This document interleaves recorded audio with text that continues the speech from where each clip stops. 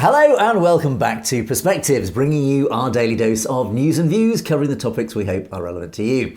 Now today, has the British Sikh community been conned by the new Labour government?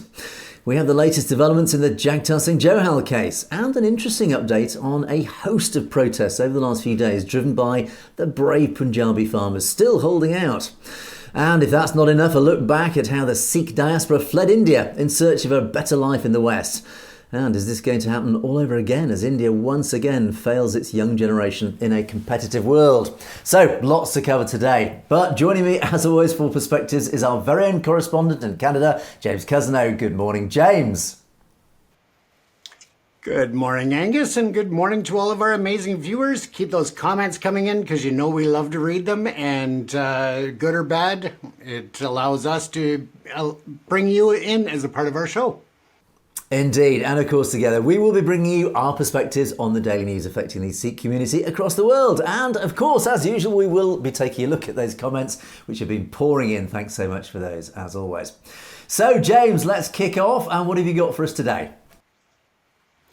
Well, we're going to take a look at the feelings of youth in India and how they're feeling about their future when it comes to employment and education. With most of the focus being on bringing in high-tech companies and other employers into India, a lot of jobs are going to be filled by robotics, by AI, by computer systems. So there's that concern with the youth in India.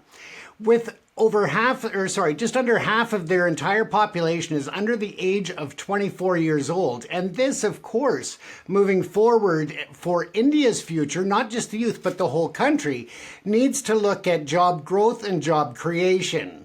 During and leading up to the previous election, which Modi has now taken the third term, the youth are concerned that there were offers and incentives to of course, promises by different politicians about clean drinking water, about affordable electricity, and so forth. Now, what the youth are saying is that that's all well and good. However, what they really want is a security in terms of employment opportunities and livable wages.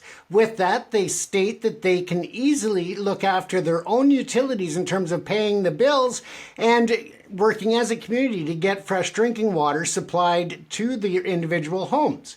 So this is where they're at. As I stated, a lot of the jobs that are being courted in terms of international corporations, and especially American and European corporations that are having a bit more challenge dealing with China right now, the opportunity for India to bring these corporations in is just phenomenal. However, without actually making sure that you're bringing in a balanced employee need, then you're going to end up with just very high-tech jobs that the average educated people are not going to be able to do because they'll be specialized. Even engineers and doctors and such are vying for positions within the public service working for the government of India. There are actually courses and tutoring schools that these individuals will spend 12 hours a day for a year or two trying to pass the public service exam. Now, with over 1 million people a year taking the exam, less than 0.5% pass the exam, let alone get hired within the government. They seek these jobs because they look for job security and good wages. With only approximately 8% of the companies in India being registered with the government, there is such a large labor pool and such a large employer base that is paying less than livable wages. They are not afforded any or very little job security, let alone any other benefits that go with it. So this has really brought in a disillusionment for the youth moving forward. And of course, with that, the youth are looking to not only leave India for education, but also post-education, they want to move out. Now, this has created an international industry of over $1 billion a year for private education and bringing in foreign students to universities, colleges, trade schools, and so forth. And the problem there is that some of these are for profit and they are making a lot of false promises to the foreign students before they leave their homeland. They arrive and find that they do not have a seat available for that student, or that there is very little in terms of student support services to help the students to move through the system and to have a successful outcome. Not to mention, they are what they call degree mills, which means that they are just turning out students for the money, giving them the piece of paper at the end of it, sending them on their way. When employers look at their diplomas with their degrees and so forth, they're not worth the paper they're written on in terms of any credible job opportunities. So they are really, really being left out in the cold. With that, certain governments, including Canada, have cut back on the availability of student visas for the fact that they want to make sure that students that are coming into the country to learn are getting the education and the support that they need to be successful.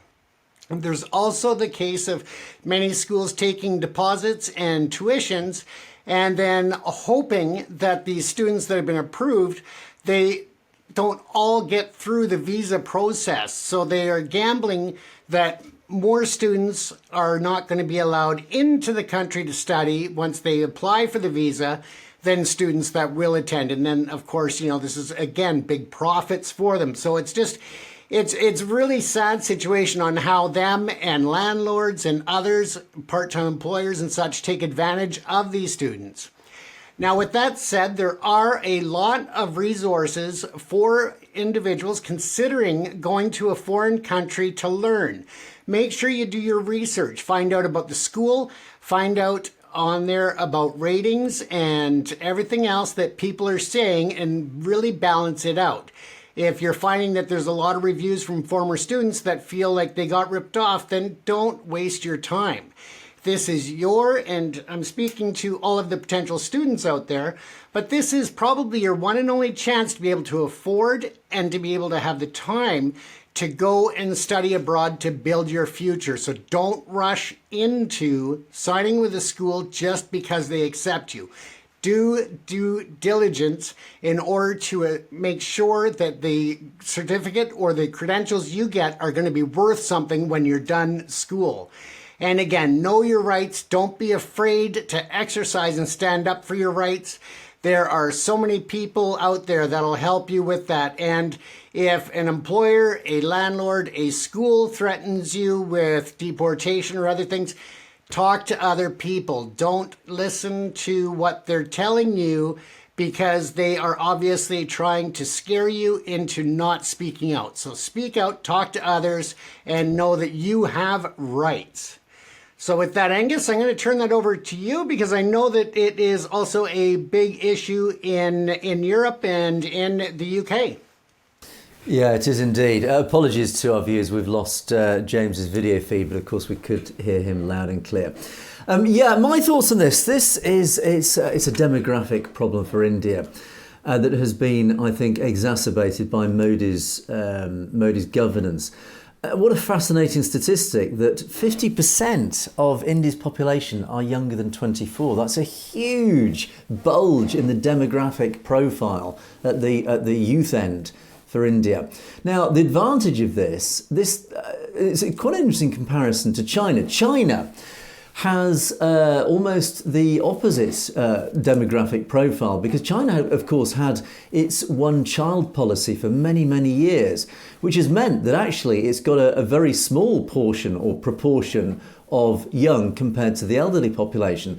And that reflects in many ways what the problems that we have here in the West, where, again, our younger populations in relation to our older populations, we've got greater older populations, the younger populations. Now, the immediate problem for that for any nation is that you need a large young generation in your demographic profile, because they are the ones essentially who will be paying for the older generations when they become too old to work, when they retire. Now, countries in the West have this huge problem, as China is now facing, as Japan has had also, in that they've got these huge elderly populations who are non-productive. They can't afford to work, or they're too old to work, so therefore they can't afford to pay for themselves. So you need the state mechanisms in the form of pensions. You need a young generation working population to support the older population. Now, India actually has that, which is great. The West doesn't. China is finding this problem. Japan's had this problem for many years as well. So the one advantage of this simple statistic is that. Now, the downside, of course, which you've highlighted, James, is that where are they all going to work? This huge bulge in the demographic profile of the young. Where are they going to find jobs? They need this education, but once they're educated, are there enough jobs? If they all had great qualifications, is there enough industry? Is the economy big enough to offer jobs to each and every one of these? And at the moment, no. Now, part of this problem has been caused by Modi himself, because he, understandably to some degree, has adopted a protectionist policy for India. Foreign investment in India has dropped off a cliff. Modi closed the doors to foreign investment many years ago, simply because his attitude, and it's open to criticism, but it's not a bad attitude, is that he wants India to generate its own industry. He wants Indian money to be recycled within India itself to grow Indian industry. Now, that's a very laudable aim. The problem is that it can't. There is not enough money being generated in India. The internal economy is not growing fast enough to support its bulging youth. It needs direct foreign investment to create industry, to bring in technology, to bring in all these different industries and expertise into India to help India grow. And by closing the doors to that, it's now created this problem. So yes, James, it's a difficult one for Modi, because he's caught between a rock and a hard place. Market forces that operate in the West are very efficient. It's been proven. Market forces are the most powerful things, because if you leave market forces to do what they do best, they fill gaps in any market. Money moves to where it is needed. Supply always meets demand. It's basic economics, the economics of the West, which works, generally speaking.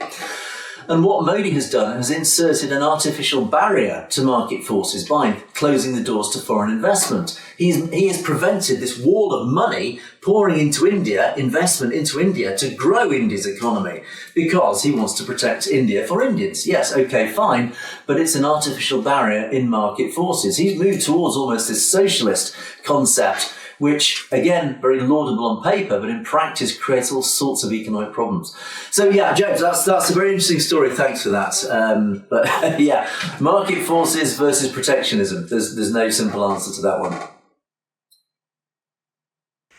Well, I guess the bright side of that, Angus, for those in the UK and Canada, is that we'll have a very large labour pool available in India looking to come over to Canada or to the UK for education and higher wages, which will be great, because then we can retire and they can take care of all of the things that need doing and make a good wage while they're at it. With that said, it's going to lead us into the next segment, which I've put together a video that actually kind of wraps into what we were just discussing, but more about the rights of students and the rights of the people coming in on temporary or permanent work visas into Canada. Now, there are rights that are available to every person that is in Canada, whether it's employment, whether it's labor and housing, tenancy, all of those things. You have rights and there are laws to protect you. Some individuals will try to take advantage of you coming into Canada for any of those reasons, and that's why it's important for you to do your due diligence to know your rights and make sure that you understand your protections.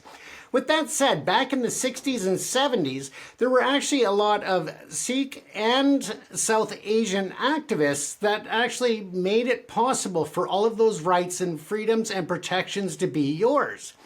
There were even some that lost their lives in the 2-decade battle with the labor rights fight that took place. So I put together a bit of a video to let you know about the history of labor rights when it comes to Sikhs and South Asians, when it comes to Canada, the UK, and other parts of the world. So with that, I'm going to share the video now.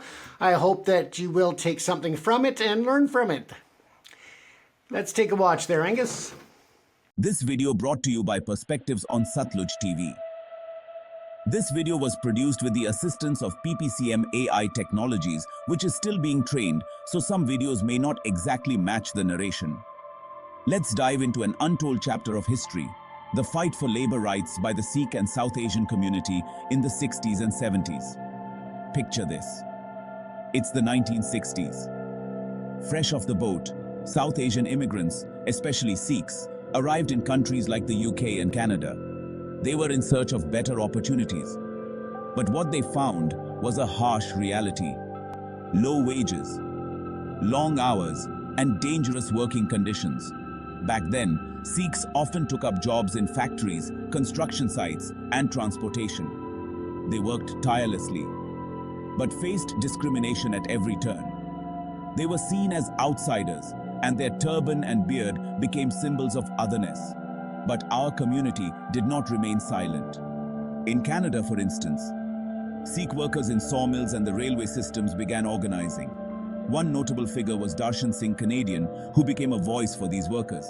He fought for fair wages and better working conditions. And he didn't back down, despite facing significant opposition. Meanwhile, across the Atlantic, the UK was experiencing its own wave of South Asian activism. In 1976, the Grunwick dispute saw a major uprising. South Asian women, led by Jayaben Desai, walked out of the Grunwick film processing laboratories in London. They were protesting against poor working conditions and the lack of respect from their employers.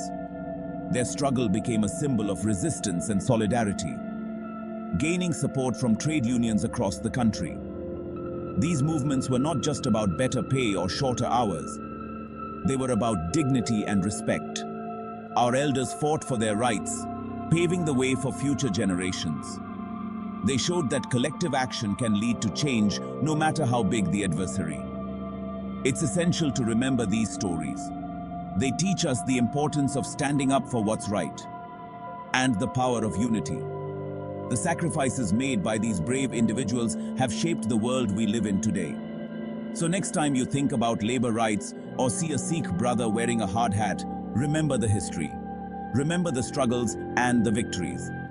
It's a legacy of courage and resilience. Thanks for joining me on this journey through history. If you found this video insightful, don't forget to like, share, and subscribe to Perspectives on Satluj TV. Until next time, stay informed and stay inspired. Well, I hope that was of interest to you. I hope you enjoyed the video, and remember that you have rights. Don't be afraid to speak up for yourself, because people have died and fought for decades to give you the rights and protections you have. Don't waste them, and make sure that you get the most out of whether you're working or learning in a foreign country. Make it a successful and enjoyable opportunity.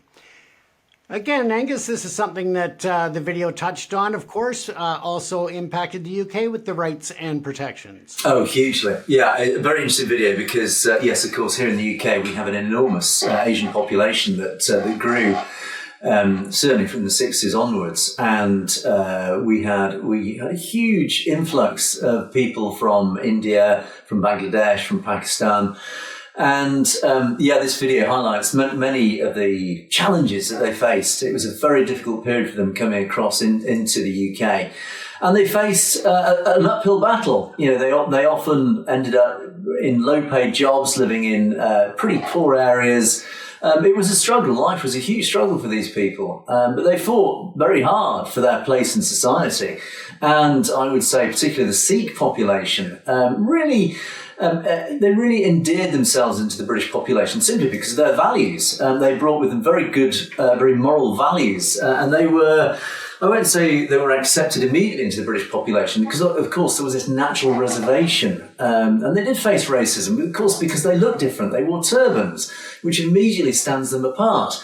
But I think what they have achieved over the last 40, 50 years plus in the UK has been remarkable. I mean, they are now, 1 million strong in the UK. Their Gurdwaras are everywhere. They have populations now that go out into the general population. They are seen, they're very visual in their contributions in terms of Langar and Seva and things like this. And I think their message has been very clear. And in many ways, they've almost differentiated themselves from many other elements of the Indian diaspora in terms of the the proportionate high level of contribution that they have brought to British society. But in that story, there is a lot of there's a lot of tragedy, and there is a lot of resentments, a lot of negative feelings. The racism that they faced is, But I think it's highlighted many important issues. Thanks for that, James. A very interesting video. Which actually moves on to two issues that I'm going to cover today. Firstly is a British Sikh citizen, Jaggi, Jagtar Singh Johal, and of course how British Sikhs have worked their way into the British Parliament very successfully. But firstly, I want to cover this ongoing story of Jagtar Singh Johal. We do have an update. Now, this is a story that has been going on for 6 to nearly 7 years now. And for our audience, just a quick recap of what has brought us today over 6 or 7 years. Now, Jagtar Singh Johal is a British citizen. He ran a website for many years called Never Forget 84. And of course, this was a website dedicated to highlighting the genocides of 1984 and the injustices that was faced by the Sikhs in Punjab. And of course, during this period, there were thousands, tens of thousands, and maybe even hundreds of thousands of extrajudicial killings perpetrated by the Indian state. So we had many Sikh youths in Punjab literally either disappearing, essentially they were killed, and their bodies just disappeared, or they were set up in incidents created by law enforcement that allowed law enforcement to essentially kill them. And Jaggi, Jagtar Singh Johal documented these. He documented these incidents, and he documented the evidence pointing to who was behind these incidents. And of course, by doing this, he became an enemy of the Indian state. He was highlighting essentially state-sanctioned murder of Sikh youths. So on the 4th of November 2017, in broad daylight, he was abducted from the streets of Jalandhar by Punjabi police in plain clothes. He was actually over in the Punjab from the UK. He visited the Punjab for his wedding. And after his wedding, he was out shopping with his wife, and he was suddenly bundled into the back of a van by plainclothes policemen off the street. And then he disappeared for 10 days. During this period, he was subjected to torture, ranging from, it says in this update, body separation techniques to electric shocks.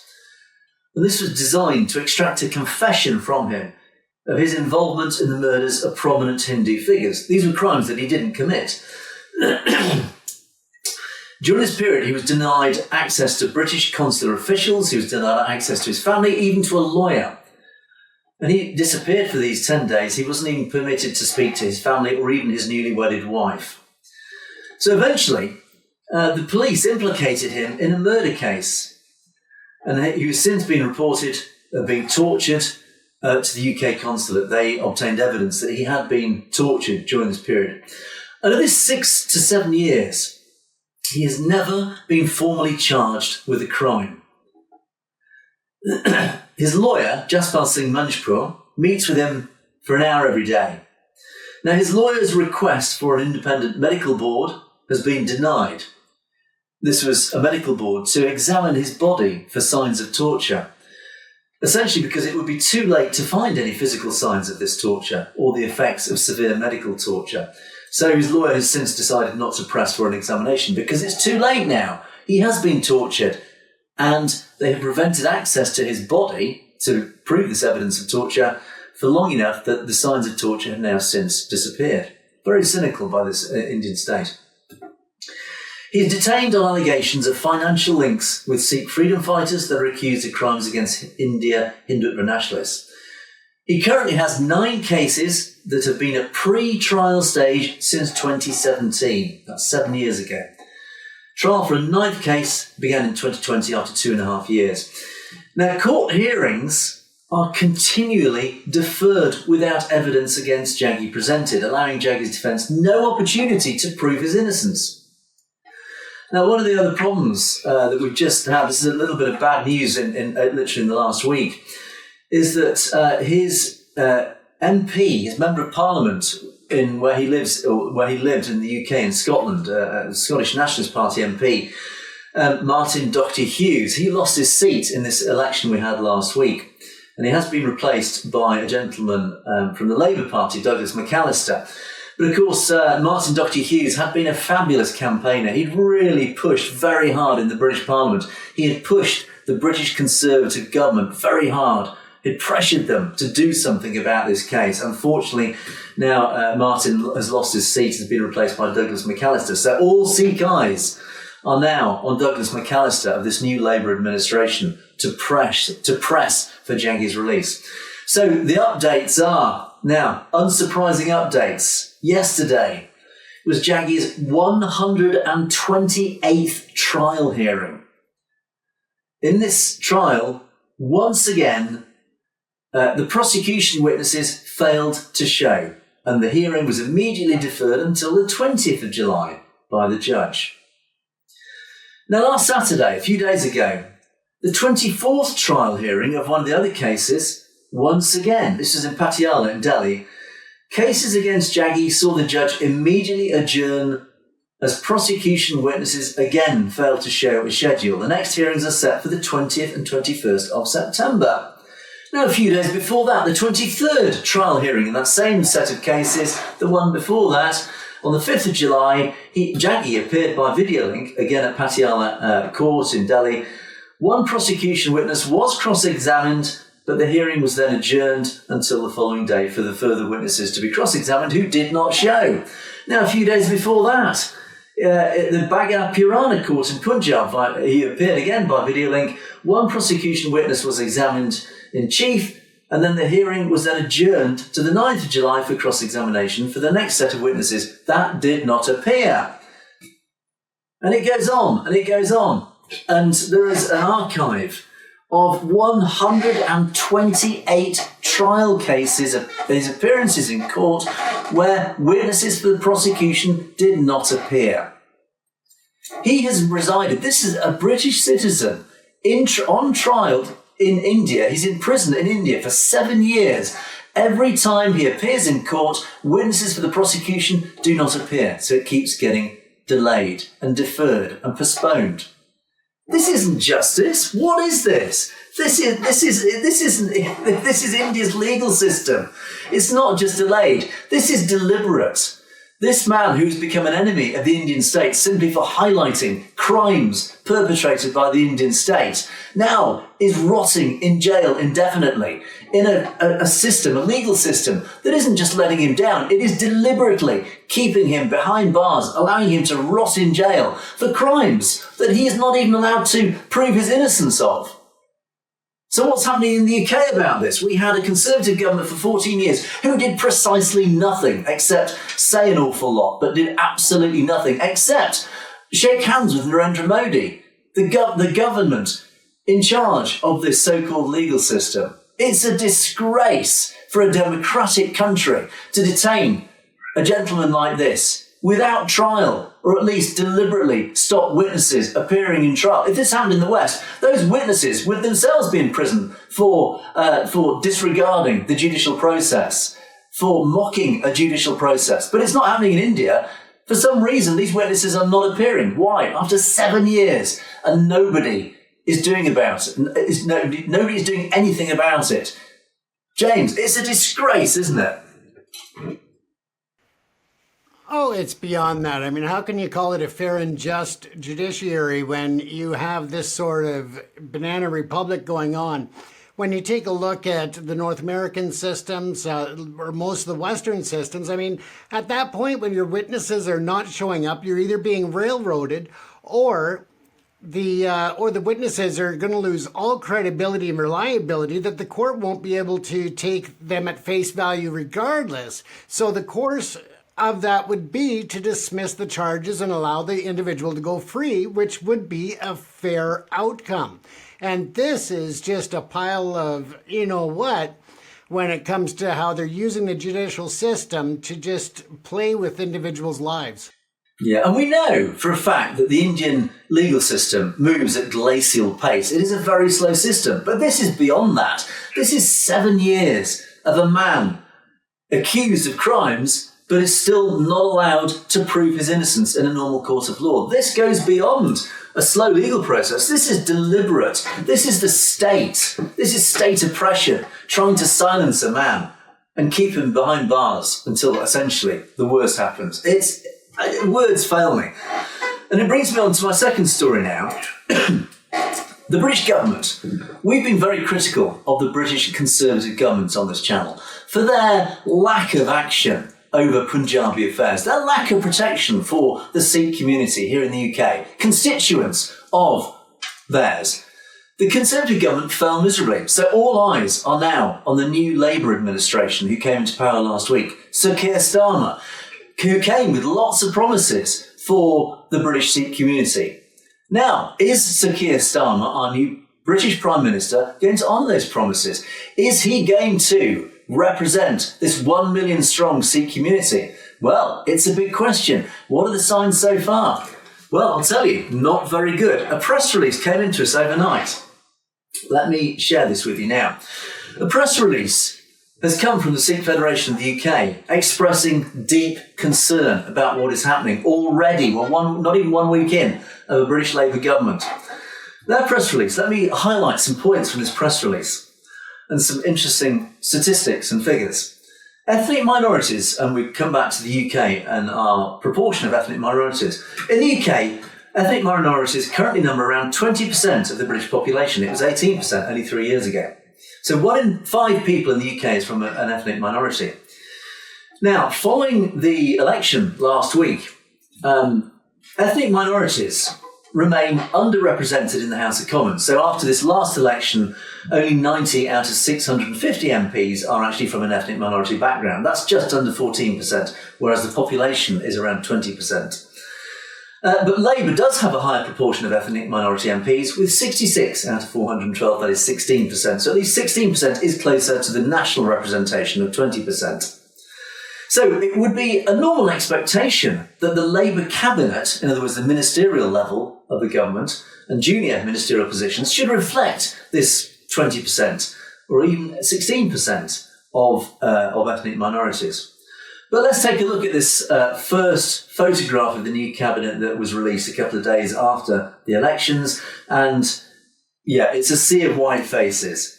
Ethnic minorities very poorly represented at senior ministerial level. Now, okay, if that's one thing, one of the other problems, of course, is that the outgoing Conservative government, who in itself had an appalling track record, but one thing they did right was ethnic minorities were very well represented in the past Conservative government. Not least, we had an ethnic minority Prime Minister, a Hindu. No, we've made our criticisms clear enough about Rishi Sunak. But the point is that the Conservatives, at least in their demographic makeup of the party and the ministerial positions, it had a very high proportion of ethnic minorities. And it's likely their new leader will possibly be another ethnic minority, potentially Kemi Badenoch. And of course, the press release highlights the point that if they appoint somebody like Kemi Badenoch, the Conservatives can pull apart Starmer's government, saying, well, where is your ethnic minority representation? It's not there, and justifiably so. And the Sikh Federation says it's not good enough that there are only around 10% of ethnic minorities in leading political roles compared to 20% of the total population. But worse, 5 MPs have been appointed as junior ministers despite having no parliamentary experience. And only one of those is from an ethnic minority. So even at junior ministerial level, where it would be expected that at least some Sikh MPs, of these 12 Sikh MPs who were appointed, surely even at least one of those could have been appointed to a junior ministerial position, but they weren't. Again, worse still, 4 MPs who lost their seats in the last election and then were re-elected in this last election. So they've been out of Parliament for 5 years.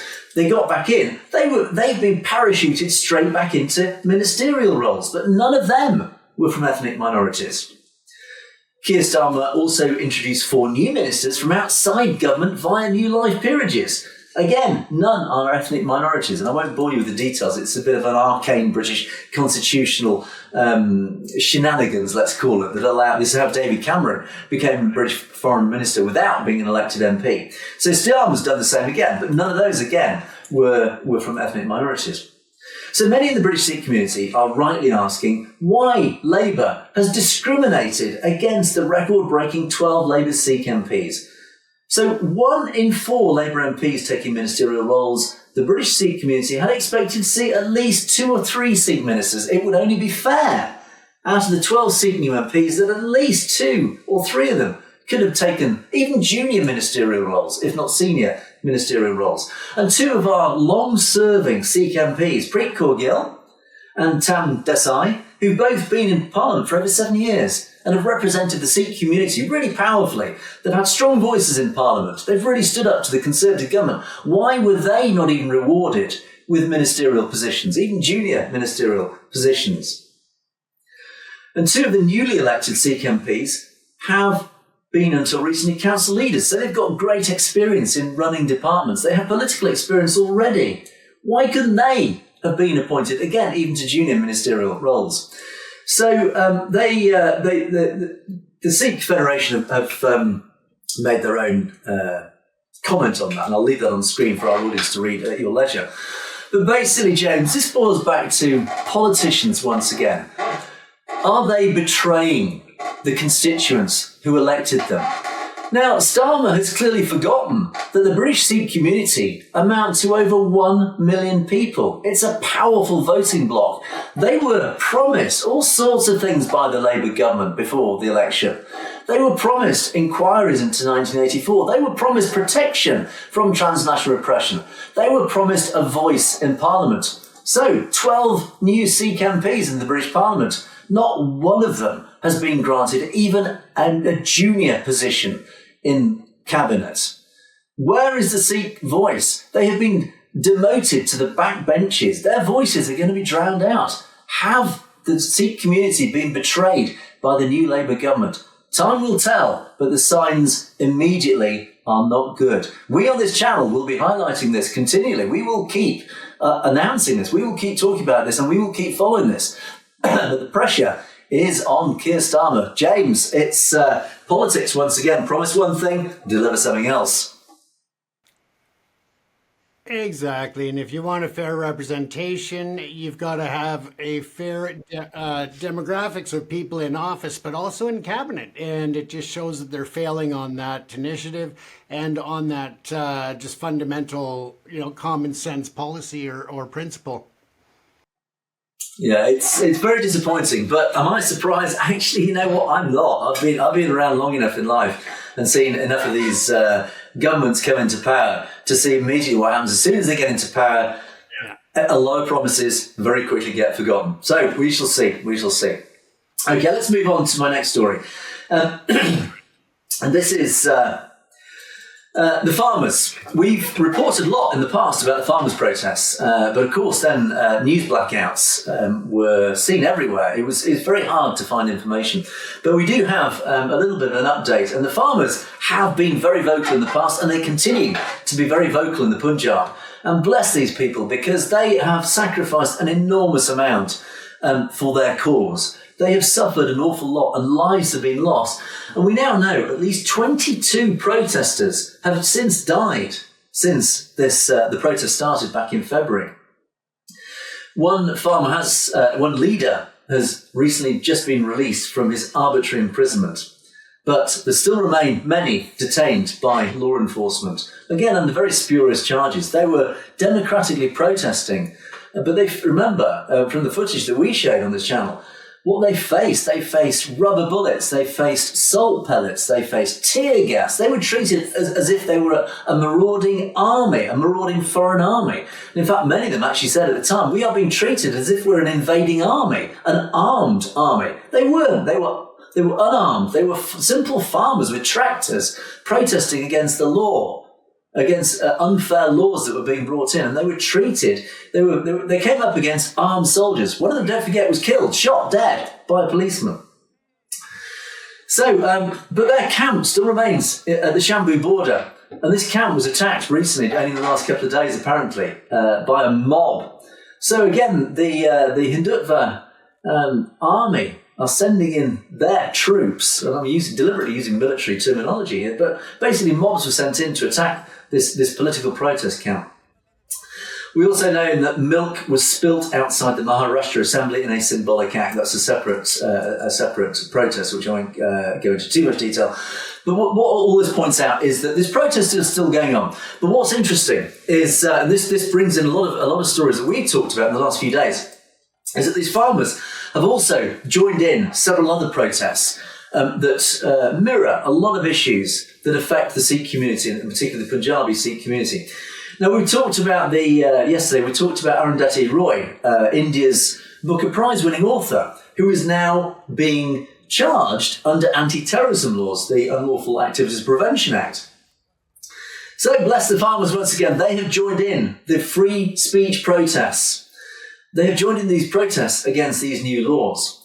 They've also joined the protest against the sanctioning of Arundhati Roy, but also there's another academic, Professor Shaukat Hussain, he's a Muslim academic, a very accomplished gentleman. But he's a simple professor. But he also has been charged under the UAPA, again for historic things that he's said. So the farmers are joining in these free speech protests.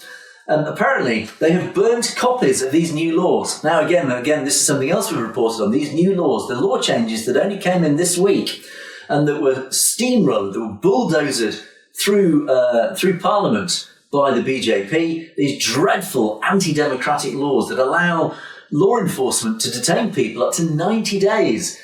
These laws that really restrict the human rights, that restrict political dissent. Terrifying laws, totalitarian laws. So these farmers have burnt copies of these new laws publicly. They made their voice very clear. They've also sent a memorandum to the President of India through official administrative channels demanding their immediate repeal. And on the 21st of July, there has been announced a state-level convention that's been planned in Jalandhar to protest officially against the prosecution of Arundhati Roy and Professor Hussain under the UAPA. And one of their big highlighted criticisms has been against the central government, but also the Punjabi government. This is an interesting tie-in to what we've been talking about in the past, for organising training camps for officials to implement these new draconian laws. So central government has been setting up training camps for the Punjabi state machinery to implement these new laws. Wow, this is totalitarianism. This is the Modi regime getting the Punjabi state government, in other words, their tame officials in Punjab, training them how to impose these draconian laws. In other words, they've cascaded down this totalitarian control down to state level as well. It's quite scary. Even the Times of India, I'm going to read you a few excerpts from the Times of India. The Times of India have been vocal about this in one of their editorials, and particularly about these new laws. And this editorial said, "This approval, these new laws, is a violation of the rights enshrined in the Constitution. The government meant to replace colonial laws, but that claim is baseless. There's nothing new in these laws. Rather, the laws of the British state have been renamed and more stringent laws have been added to them, which violate the achievements of the freedom struggle and the guidelines of the Supreme Court. These are steps towards imposing an authoritarian police state over the people. There's an attempt to nullify the basic rights that our forefathers fought against the colonial rulers and made sacrifices to live a dignified life. The draft of these criminal laws is more terrible than the emergency of 1975, and not only the citizens, but even the administrative officers will have to bow their heads in the will of power, which will push the soul of democracy to the end." Wow, strong words from the Times of India. Even the Times of India, bless them, they have also highlighted that this is a move away from democracy and towards totalitarianism. Now, one final thing on these. The farmers are also supporting, this is interesting because this brings in a thread of comments that we did on our comments. I stand with Kulwinder Kaur. Now, who is Kulwinder Kaur? Now, Kulwinder Kaur is a Central Industrial Security Force constable at Chandigarh Airport in Punjab. This lady, this security officer, slapped Kangana Ranaut. Kangana Ranaut, for those of our regular audience will remember, is that Bollywood actress, this glamorous Bollywood actress who seriously upset the Sikh population by making some outrageous statements demanding that Sikhs forget Khalistan, that actually any Sikhs who support Khalistan are terrorists, but in fact they should be supporting this, they should be supporting Akand Bharat, this ridiculous, almost British colonial era border for India. She's basically she's a Hindu for RSS mouthpiece. So Kulwinder Kaur slapped this lady as she boarded a plane in Chandigarh airport.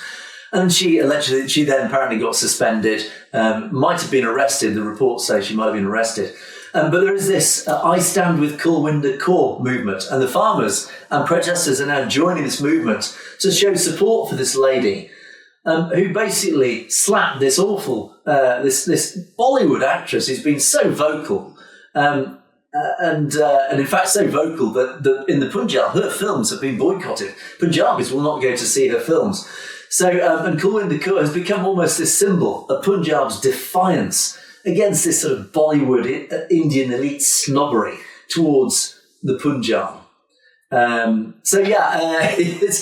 a long list of protests going on there, but they all point to one thing. They all point to this simple Indian state oppression, this Indian state move against Punjabis. And the Punjabis are pushing back, and they are finding this terrible violence. As we saw in the farmers' riots, James, it's the state. It's almost like the Indian state against Punjab all over again, and it's been fought out on the streets, fought out with tear gas, and it's been fought out with simple things like this lady even slapping a Bollywood actress.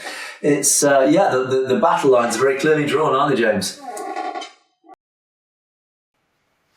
It is. I find it comical, actually. Sometimes you just want to slap somebody for being so stupid. We don't go around doing it, of course. We don't advocate for it, but I can't help but to chuckle when I see somebody actually did it. Clearly. I think if any one of us was this lady in the airport and they saw this awful woman who'd been so awful about Sikhs, saying some terrible things, I think, I would slap her as well. I mean, not that I advocate violence in any way, shape or form, particularly against women. But one can feel for this lady who slapped her. But then you've also got to go back to, and this violence, I mean, we laugh about this, but this violence does also, as we said in yesterday's show, we highlighted where three swordsmen had actually attacked, again, another divisive Hindutva activist who'd again been inciting hatred against the Sikh community, but he was attacked with swords. So nobody in the Sikh community does advocate for violence, but you cannot blame Sikhs for reacting because they have faced decades of oppression, decades of violence, and decades of things like extrajudicial killing. It does run deep. So even just these little outpourings of frustration in the form of a slap, you can't blame people for this. They are humans at the end of the day. They reach the end of their tether when they are faced on a daily basis. They face discrimination by the Indian state. So we laugh about it, but there is a much deeper issue than that. Then my final story, it's not even a story, it's just a comment. I just want to highlight something that I picked up in the news. And it just really sums this all up, and a lot of what we were saying. Narendra Modi, we've reported on, has been visiting Moscow and embracing Vladimir Putin. And when he left Moscow on Tuesday, he then flew to Austria and he landed in Vienna, where he met Austria's Prime Minister. But Modi, in his speech, his speech in Vienna, he said the following, and I'll show this up on screen, but I'll quote you his words. "I'm delighted to have the opportunity to visit Austria at the start of my third term. It's a historic visit, a very special visit. It's the first time an Indian Prime Minister has visited Austria in 41 years. It's also a beautiful coincidence that this visit takes place on the 75th anniversary of the establishment of our diplomatic relations. We are friendly nations, sharing the same convictions and values, democracy and the rule of law." Really? Really, Mr. Modi? Do you share the same convictions and values of democracy and the rule of law? Oh, my. I would point you to the last 20 minutes. I'd point you to the last year of our broadcast. I would point you to the last decades of, certainly since 2014, your convictions and values, your democratic respect, your rule of law. We've all seen it, Mr. Modi. I'm sorry to laugh, but yeah, James, hypocrisy at its most loudest. He's got a pair on him to make that type of comparison, let me tell you. I laugh, I mock, but it is serious. He does bestride the world stage, making statements like this, and it disgusts me that Western leaders... It's so outrageous. You have Yeah. to. Why are Western leaders not calling him out? We know why. Money talks, it's trade deals. Yeah. But again, we will call it out. We, the free press, will call this out. Okay, Jez, let's move on to the comments. Okay, so one of our recent shows, Jagtar Singh made the following comment. Oh, this was an interesting comment. I'm glad you made this comment, Mr. Singh. Why is the British government giving money to Bangladesh and Pakistan when children's need in the UK and pensioners and single parents' needs are excused? We can't afford it. We shouldn't be giving shelter to people coming to this country on boats. They get far more than pensioners and family, etc. Now, this actually is a very good point, and I'm glad you've raised this. Thank you for this. We're moving slightly away from our core topics, but I think this is worth raising. The British government and the British people get an awful lot of criticism. Some of it justified, some of it unjustified. And the criticism comes from both internally, from within our own communities, but also from the globalist community. But this comment is actually a very important comment because it highlights many things. Firstly, we have a problem in the UK of immigration, and it's a problem that's been a huge topic in this recent elections. And it's an issue that often gets confused with racism. And it's very interesting that this comment has come from, I assume, a Sikh, one of our Sikh viewers. And again, I'm glad you raised this because actually there is a very distinct division between being anti-immigrant and being racist. Immigration to the UK is uncontrolled at the moment. We have a lot of boats, and for our international audience, the English Channel between the France and the UK, a lot of immigrants coming from many countries, particularly the Middle East, they enter France and then they cross to the UK via dinghies. It's a dangerous crossing. Many are lost. Many lives, including children's lives, are lost. It's tragic. And the British establishment, the British government are very generous. When these people arrive in the UK, we house them, we put them up in hotels, we feed them, etc., etc. And they are looked after extremely well. It is just part of the British nature. We look after these people. We see them as refugees. Of course, this then generates criticism because we have people, our own people, sleeping in the streets in cardboard boxes. We have a lot of poverty in this country. It's not as bad as many other countries. But we do have a lot of poverty in this country. And when people stand up and criticise the government, saying, hang on, you've got to stop this immigration, this uncontrolled immigration. Firstly, we can't. We're a small island. We just don't have the infrastructure to support this level of immigration. We can't afford it. Charity should begin at home. We should be looking after our own people. Yeah, I believe that. I believe we should be looking after, as you referred to here, our own pensioners, our own families. We should be looking after our people. Now, is that a priority over refugees? Some argue yes, some argue no. I sit on the fence. But the other element to this, that's a great point. Thank you for raising that. And again, get back to this racist comment. It is not racist to say we must control our immigration. And the left particularly, very mischievously, blur the lines of it. They deliberately stop this argument by saying you're racist for saying this. No, people who are anti-immigrant or at least anti-uncontrolled immigration, it's very careful terminology. They are not racist. And again, I'm glad Mr. Singh has raised this point, because again, I assume you are, this is an assumption, but we do know that a lot of our ethnic minorities are also against uncontrolled immigration because they see the argument for exactly what it is. It's against uncontrolled immigration. We have to say no. There has to come a point where we say we can't take any more people, even for their own benefit. So thank you for raising that. The other point of this, and I'm going on a little bit about this comment because it is a big topic, but also the British government does get a lot of stick, a lot of criticism. But I want to highlight something that you have highlighted here, and I want to show you a statistic. This graph here. These are the statistics from actually a couple of years ago. The statistics do have a lag. The British government donate to these following countries huge amounts of money every year.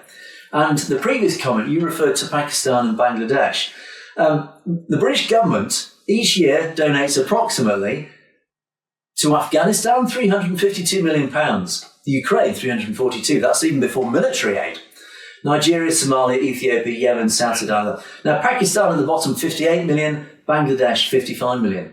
So these are donations that the British government give to these countries to help these countries develop. I'll also add in here, it's not on this table, we donated to India £45 million last year. India, who has a space programme. The British government, the taxpayer, myself included, donated to these countries all this money. So when people criticise the British government for all its terribleness, don't forget, we British people are donating this sort of money to foreign countries, to help these foreign countries. And ironically, this country is in so much debt, we are borrowing money to then donate, but that's another issue. So thank you very much for that comment. It's a very powerful comment. I could do a whole show on this, and I won't because we're pressed for time again. But James, yeah, and I think Canada is in the same boat. Canada donates an awful lot, does it not? Absolutely. Canada, the U.S., and so forth. And one thing that tends to get overlooked is the international obligations that we have to offer the foreign aid to other countries through our memberships in the United Nations and other programs. So if that money was not given to Bangladesh or Pakistan or Afghanistan, it would be going somewhere in the world because we have an international obligation under those agreements to do so. Indeed. It's a great comment. Thanks for that comment. It's brought up a lot of issues that we could talk at length about. Okay, this from one of our earlier shows. Satbak Singh said, "Only way is peace. Let people sleep and look after their own room and beds to remain separate, so to give them their own security rather than distribute by others like India." Now, my interpretation of this comment, I do accept slightly broken English, but my interpretation of this comment is it relates to our discussions about Kashmir. And what is the solution for Kashmir? And yeah, we should be letting people almost run their own lives. We shouldn't be interfering. And we said it exists on multiple levels. It's governments and it's higher level politics just destroying ordinary people's lives. Ordinary people just want to get on with their own lives. And I believe this comment pretty much supports that. And James, I think we talked about this. Ordinary people just want to get on with their lives. They're not interested in high level politics or these silly games, are they? Yeah, and that's something that we've discussed many a times here. Yeah. Okay, Pacific Bridge, makes an interesting comment. The US and the West should consider extensively sanctioning India for helping the Russian economy in Ukraine invasion by avoiding Western sanctions and filling Russian coffers by buying oil worth $45 billion. Yeah, this comes back to where we've mentioned the fact that India is buying Russian oil, and that in turn is feeding the Ukraine war. Now, should we sanction India? This is the problem. Yes, in theory, we should be. It's appalling. It flies in the face of international sanctions. India, though, has been playing a very clever game. It's just doing it. It's a grey area. They are doing it to the point where it's almost hidden. It's not outrageous enough to provoke the West into sanctions, but it is essentially achieving what they want, which is they need that energy supply coming from Russia. Now, the problem is, of course, is if the US and West sanction India, they won't, because there's too much at stake. There's trade deals. If you sanction India, it basically makes India your enemy. India will react. India will then move. All you're doing is you're pushing India into the arms of Russia, into the arms of other non-aligned nations. It essentially is breaking that relationship that the West is trying so hard to build. The West needs India because of the China issue. So the US and the West are doing their very best not to ostracize India, not to push it away. So I don't think it will happen unless India does something really outrageously bad. It will never happen. Yes, in theory, yes, but sadly, no, James. I think we're probably agreed on that. Yeah, and I do believe the number's actually gone up to 55 billion over the last fiscal year. And a part of what Modi is doing is buying that oil at a discounted rate as well, as opposed to buying it from other markets. So to a point, he's taking advantage of a situation to get the best deal for his country. And again, as bad as that is, and as much as we would like to see him stop doing that and helping Russia, we also can't blame him for trying to, be somewhat fiscally. I can't believe I'm saying it, but you got to give Modi credit for being fiscally responsible, at least in one regard. Yeah, he's got a big economy to grow and support. He's got to come from somewhere. He's got to source oil from somewhere. So yeah. Yeah. And of course, we've referred regularly to that historic relationship. So of course, it's Russia. Of course, will have been courting India as well as a friend. Russia needs India. It needs as many friends as it can get. So, yeah, it's a difficult one. That is classic geopolitical stalemate. That one. Okay, our next comment. Amrik Singh commented: Britain is backing the wrong horse by backing Hindu Indians. Khalistan will be established by the grace of God. Khalistan Zindabad. Yeah. Britain is backing the wrong horse. It is. Or is it? The problem is Britain's got itself in a bit of a situation because it's a classic case of elites, global elites stick together. The British elite, and I've talked about this regularly, the British elite is clearly very close to the Indian elite. There are relations that go back many, many years, obviously since colonial times. And so Britain isn't just backing the Hindu elites in India. It's irrevocably, inextricably, excuse me for using those long words, but they are closely intertwined. Those relationships are so historic, it's almost impossible to break those links. So it's not a case of backing the wrong horse. They are almost one and the same. They are the same. They are part of the global elite.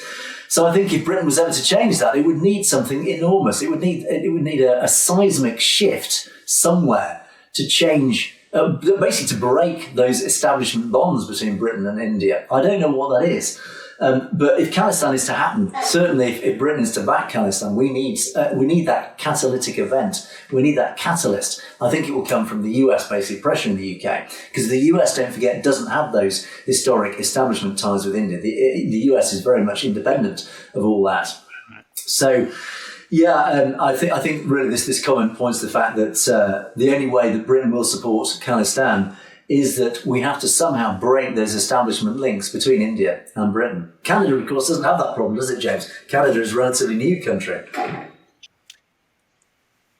I mean, yeah, exactly. We don't have the long-standing historical, relationships per se. And as they say, though, sometimes you get, more bees with honey. So you never know. It could be, a diplomatic process moving forward where it'll help to bridge a gap and to open communications wider once that trust and that level of, all around financial and other relationship is built. Yeah, so that's actually a great point. It's really hard to call it. Yeah, that's a great point, James, about the bees and honey. I think we have to entice the British establishment away from their ties with the Indian establishment. And the establishments will always take the path of least resistance. They will always take the best option for its continued existence. So if we can demonstrate that Khalistan does offer a better option than the Indian establishment, then, the British establishment may change its allegiances. There is that potential switch in the establishment, or at least an acquiescence from the British establishment to allow Khalistan to exist. So, interesting comment. Thanks for that one. Now, Kulwinder Sandhu makes the following comment: Putin taking Russia to hell, Modi taking a ride along with him for a happy journey together. Yeah, I think this just sums up. Where is Russia going with Putin? Well, we know where it is at the moment. It's not in a great place. And at the moment, Mr. Modi, by embracing Mr. Putin, both metaphorically and physically, clearly is on that same road to totalitarianism, which we have talked about at great length. And yesterday's show, a secret agenda for Punjab, and SSK Trucking comes in with his comment. There has always been a secret agenda since partition, but it's not secret anymore. Every Sikh with even just a little knowledge knows what the Indian state do. Yeah, almost my naivety. Of course there has been a secret agenda for the Punjab by the Indian state. It's not so secret. Yeah, absolutely. We do know what's been going on since 1947. It's not even a secret, this oppression. Indira Gandhi just was almost a champion of this agenda to somehow destroy the Sikh community, to destroy Sikhs within the Punjab. The big question is why, and I always ask this question in all my podcasts to my Sikh activist guests. Why is the Indian state so afraid of Sikhs? What is it about Sikhi? What is it about the culture, the community, that wants it to destroy this community, this potential nation? And it always boils down to because it's what they stand for. They stand for human rights. They stand for injustice. They stand for so many positive things that are all of themselves a threat to everything that the Indian state stands for. The Sikh community is a simple threat. And I think that is what drives this agenda. And what I talked about in yesterday's show, this secret agenda, I think is almost just the latest manifestation of this agenda. It's a little bit more subtle, this one, than what we've seen certainly in the 1980s. But it's subtle, but it is what's driving a lot of this violence. So yeah, thanks for this. And thanks for pointing out actually the obvious. Of course, there is an agenda that's been going on for a very, very long time. James, I don't know if you have any comments on that one. And I think a simple analogy of that, Angus, is you look at today's youth and why are they buying the Nikes and the iPhones? It's all about marketing and propaganda. And unfortunately, one side has done a much better job at spreading that propaganda and making people believe in a certain thing that they don't even know what they're fighting for anymore, some of them. Yeah. Final comment from Raji Hansra. It doesn't matter who's chief minister in Punjab, they will be considered by federal government. I think, this refers to one of our final comments yesterday about Amritpal Singh. If he became chief minister of Punjab, what a fabulous thing that would be. And of course, the comment here is, well, ultimately, the chief ministerial role is always controlled by the federal government and central government. They're always essentially puppets of central government. Would they even allow somebody like Amritpal Singh to become chief minister? Yeah, this is again all about politics and totalitarian control. It's not just in India, everywhere. Any powerful government will only allow its subjugates, its lower levels of governance, to be people that they in turn can control. Otherwise, they would lose control. So if someone like Amritpal Singh was to become chief minister, they would be up against the Indian establishment. Wow, that's a very powerful force to come up against. So, but again, it can only come through people power, through democracy, James. It's happened in the past. We've seen powerful establishments overturned. I mean, Eastern Europe, it's happened in many countries in Eastern Europe, even just in recent decades, where we've seen long established powerful government dynasties even who've been in power, almost undefeatable governments who everybody would think would be there forevermore, have suddenly, almost in a matter of days, literally in some cases, where revolutions have overturned these governments, and many of them actually ended up swinging from lampposts. But it all comes from grassroots. It comes from the people who finally realise what's going on, and they turn on these governments. And you can either do it by literal brute force, which has happened in many occasions around the world, even in recent decades, or it comes through democratic means. And if there are enough people, as we've seen in the Punjab in the last elections, if enough people start waking up and voting for representatives who can push back against these oppressive regimes, incredible things can happen. And political democratic revolutions can happen, James. They have happened regularly, haven't they? And you never know when it's going to happen again. That's the amazing part about human nature, is that things change, tides change, winds change, and so do governments. Indeed they do. Good point to finish on. But time, once again, has defeated us. And you have been watching Perspectives, unfortunately, that we must draw it to a close now. Don't forget to keep those comments coming. They are great to read and give us lots of insight, and your insights into what we've been talking about. So do keep those coming in. Don't forget, of course, you can message us directly at message@satlugetv.com on any news items that you would like us to highlight. So thanks for your messages that we have been receiving. But in the meantime, that is it. Thank you so much for watching Perspectives. It's goodbye from me, and it's goodbye from James. Goodbye, everyone. Take care. Stay safe out there. Thanks for tuning in. You have, of course, been watching Perspectives. We will see you next time.